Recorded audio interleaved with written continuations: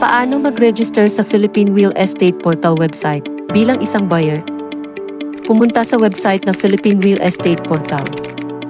I-click ang icon ng profile na nasa tabi ng properties at pindutin ang Create an Account. Ang unang hakbang ay pumili ng bansa at i-click ang Next. Ilagay ang tamang impormasyon sa registration form na ito.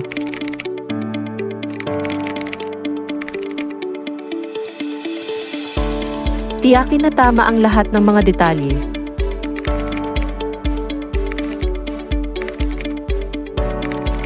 Pindutin ang Register. Pagkatapos, dadalhin ka sa page na ito. Tingnan ang OTP na ipinadala sa iyong email at ilagay ang code. At i-verify.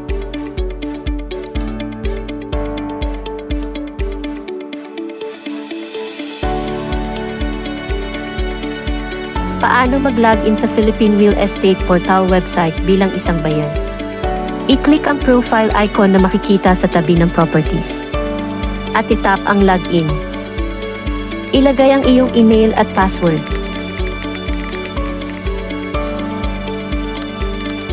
At ang panghuli, i-click ang login. Tutorial 4, Forgot Password in Philippine Real Estate Portal website. I-click ang Forgot Password. Ilagay ang iyong email at itap ang Request New Password. Buksan ang link na ipinadala sa iyong email at itype ang iyong bagong password. Sa huli, i-click ang Reset Password. Maaari mo nang malagin muli ang iyong account.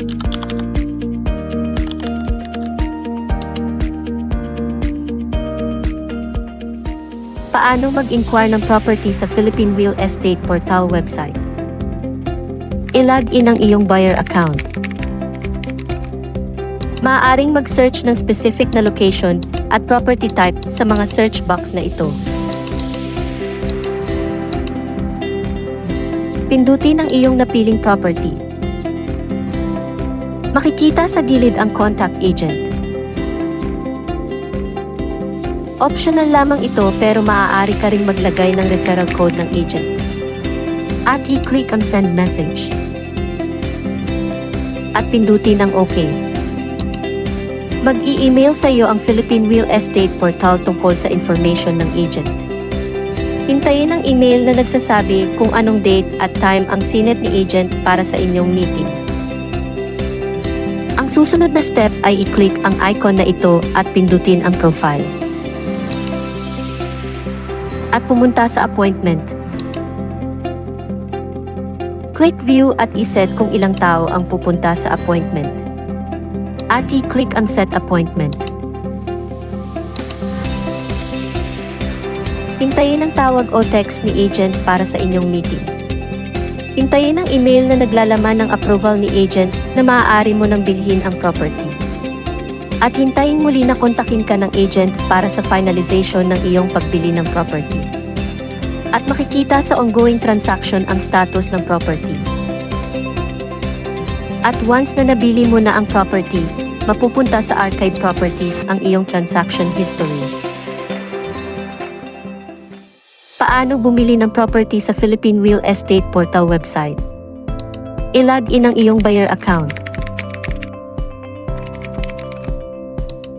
Pumili ng property.